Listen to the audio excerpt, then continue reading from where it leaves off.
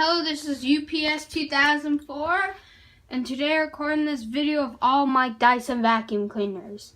So, if you see my goldfish test, you might have been seeing them all.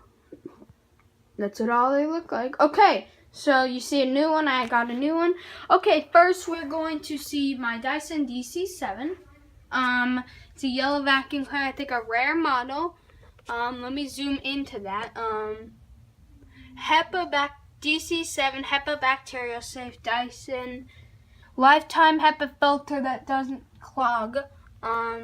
There's the dustbin. I'm gonna stand up. It's a little shaky. Yeah, but look, I have all the attachments. There's one on the back, of course. And that's it. It looks like that's it. Look at that. Okay, now we're gonna see my next vacuum cleaner, the Dyson DC14. It had a little bit of accents. It's still working. DC14 Animal and Dyson lifetime HEPA filter. Okay, look at that. Okay, so there's the dustbin like the other one. I got the tools. One of them is taped on the back. I didn't know how to put it back on there. There's the handle, so it looks like that. Okay.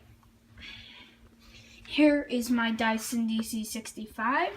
Dyson ball, multi-floor. There's the dustbin. Look at it's a new ball technique. The Dyson ball. We can just look at the filter. There we go. 5-year warranty. Okay. There's all my tools and attachments all back there. Okay, this is going to be a brand new one. My Dyson DC40. It says active base plate. I got refurbished. Dyson. On eBay for about $169 from Dyson. And look at that.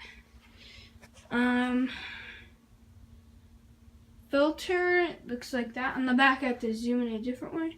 Have all the attachments to it. Very lightweight. These two are different. Look at it. Okay, let me zoom back. Look at these two, they're different. Zoom back, you guys may see all of my Dysons. Look at that.